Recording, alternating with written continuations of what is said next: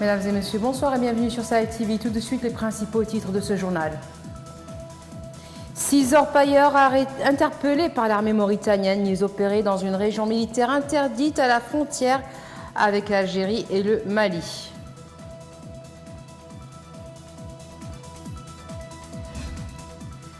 À Niamey au Niger, les 4 pays qui bordent le lac Tchad lancent un fonds de près de 100 millions de dollars. L'enveloppe financera des projets pour contrer les attaques de Boko Haram. L'opposition soudanaise tente d'unifier ses positions. Réunies à Addis Abeba, ses composantes vont essayer d'aplanir les divergences apparues après la signature d'un accord avec le régime militaire de Khartoum. Merci d'être avec nous. Élu à plus de 52% des voix dès le premier tour de la présidentielle de juin dernier, Mohamed Cheikh Mohamed Ahmed Ould Ghazouani sera investi président de la République le 2 août prochain. Les citoyens gardent encore en tête les promesses du candidat d'alors et fondent plus d'un espoir sur leur réalisation pour changer leurs conditions d'existence. C'est Sidibé. Les Mauritaniens fondent beaucoup d'espoir sur l'élection de Mohamed Ould Cheikh Ghazouani. Leurs priorités n'ont pas véritablement changé il y a 10 ans encore. Nous voulons une Mauritanie égalitaire, une Mauritanie pour tous, respectueuse des droits de chacun, une Mauritanie qui se développe. Nous, jeunes diplômés, notre problème majeur, c'est de trouver un emploi. Nous voulons que le nouveau président élu en fasse une priorité. En termes de priorité, certains citoyens renvoient le président élu à ses engagements pris pendant la campagne électorale. Nous souhaitons que le nouveau président élu soit différent de son prédécesseur. Ce dernier avait fait beaucoup de promesses qu'il n'a pas tenues.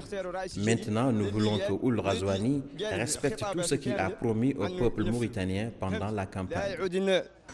D'autres ont des priorités plutôt sectorielles.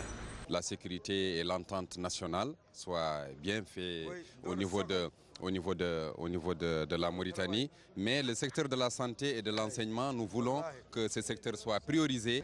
Ces Mauritaniens différents et peut-être même de bords politiques différents expriment des priorités convergentes. Ils sont tous animés par le même désir, celui d'une Mauritanie juste, égalitaire, démocratique, riche de sa diversité culturelle, stable et développée.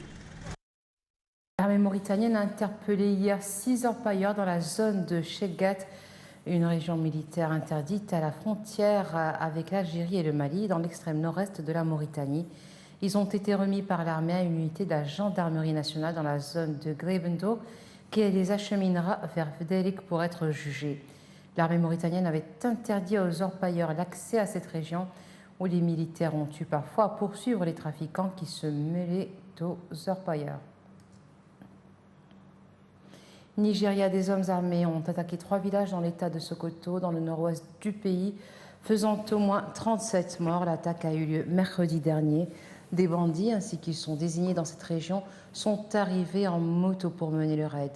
L'état de Sokoto était jusque-là rarement la cible d'attaques d'envergure et la situation préoccupe Abuja. Selon le chef de district des 3 villages, les assaillants ont pu mener leur attaque 2 heures durant. En face d'eux, une riposte dérisoire constituée par des milices d'autodéfense de villageois démunis. Les forces de sécurité nigérianes sont d'ailleurs très peu présentes proportionnellement au risque potentiel de violence. Pour l'instant, aucune revendication officielle des raids n'a été faite. Dans cet extrême nord-ouest du Nigeria, de nombreux villages sont isolés du monde, surtout pendant la saison des pluies. Certains experts en sécurité évoquent la possible infiltration des bandes d'hommes armés par certains mouvements se réclamant de l'islamisme. Les partis politiques et mouvements armés et soudanais en sont réunis depuis ce dimanche matin à Addis Abeba, en Éthiopie. Selon Rabah Ahmadi de l'Alliance pour la liberté et le changement, il faut atténuer les différences au sein de cette coalition qui regroupe la société civile et les partis d'opposition. En milieu de semaine, des groupes armés du Darfour avaient rejeté l'accord, estimant que des questions clés n'ont pas été abordées. Le premier point de désaccord concerne la structure de cette coalition. Des commissions ont été formées pour y travailler. Le second point concerne les questions de paix que certains membres veulent voir inclus dans l'accord qui a été conclu mercredi avec la junte militaire ces derniers jours. Pour les groupes armés, un accord sur un retour à la paix est prioritaire et doit précéder la formation d'un gouvernement. Les autres membres de l'Alliance ne partagent pas cet avis et pensent que la situation exige la formation d'un gouvernement dès que possible.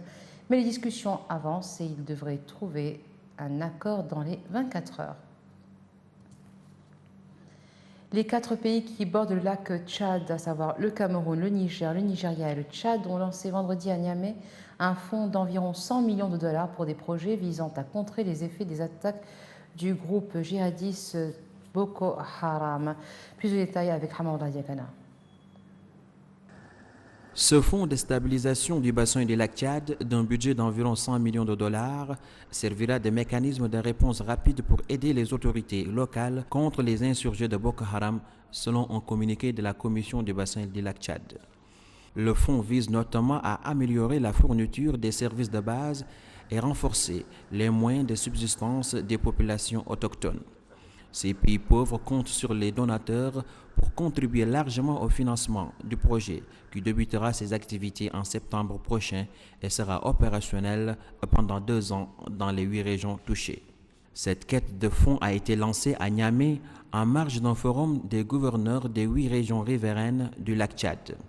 La Suède a déjà annoncé une contribution d'environ 8 millions de dollars. L'Allemagne, le Royaume-Uni et l'Union européenne ont aussi promis un soutien, assure la Commission du bassin du lac Tchad. Médecins sans frontières et SOS Méditerranée ont annoncé aujourd'hui avoir affrété un navire qui leur permettra de reprendre leur campagne de secours aux migrants au large des côtes libyennes après l'arrêt des opérations de l'Aquarius fin 2018. L'Océan Viking, un bâtiment de 69 mètres de long, battant pavillon norvégien, fait actuellement route vers la Méditerranée où il devrait arriver à la fin du mois. Selon Médecins sans frontières, tant que les gouvernements de l'Union européenne ne prendront pas leurs responsabilités dans les opérations de recherche et de sauvetage et que les gens continueront à fuir la Libye, des navires humanitaires seront nécessaires en Méditerranée. Le bateau nouvellement affrété, équipé d'une clinique médicale, accueillera un équipage de 31 personnes, dont 13 marins sauveteurs de SOS Méditerranée et 9 membres de Médecins sans frontières. Il prendra le relais de l'Aquarius, devenu symbole du bras de fer entre les organisations non gouvernementales humanitaires et certains pays d'Europe, à commencer par l'Italie. Le navire a perdu l'an dernier son pavillon de Gibraltar, puis celui du Panama. Selon Médecins sans frontières et SOS Méditerranée, au moins 426 personnes ont péri cette année en tentant la traversée vers l'Europe.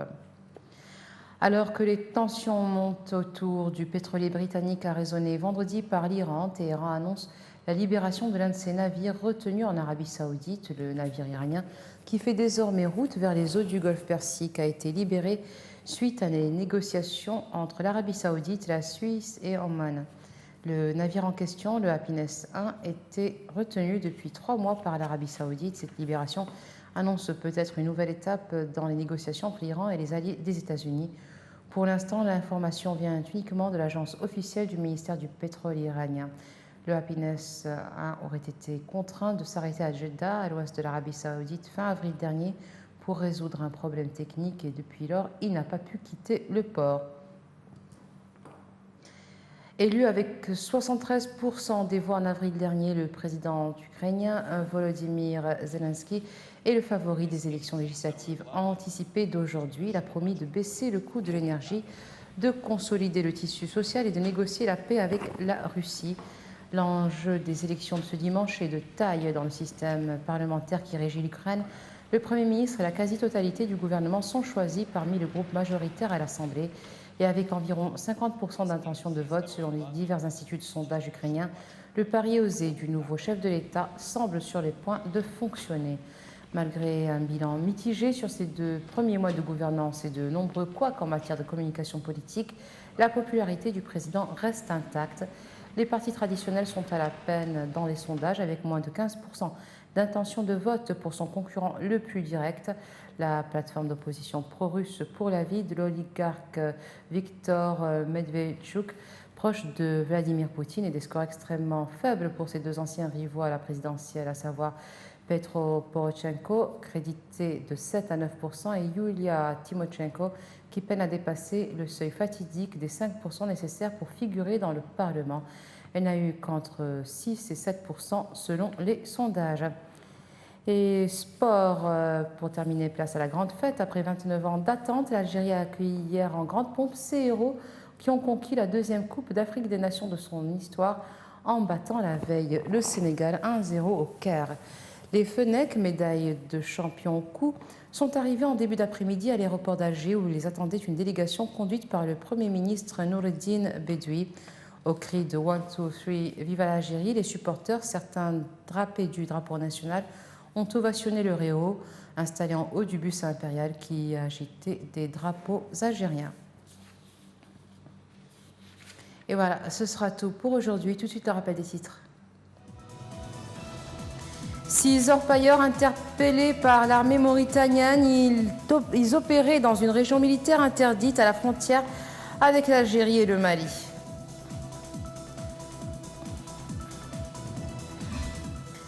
À Niamey, au Niger, les 4 pays qui bordent le lac Tchad lancent un fonds de près de 100 millions de dollars. L'enveloppe financera des projets pour contrer les attaques de Boko Haram.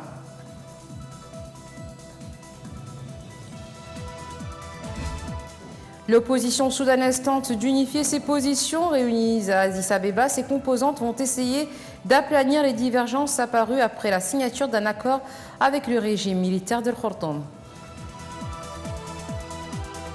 Merci d'être resté avec nous. Excellente fin de soirée sur Sahel TV.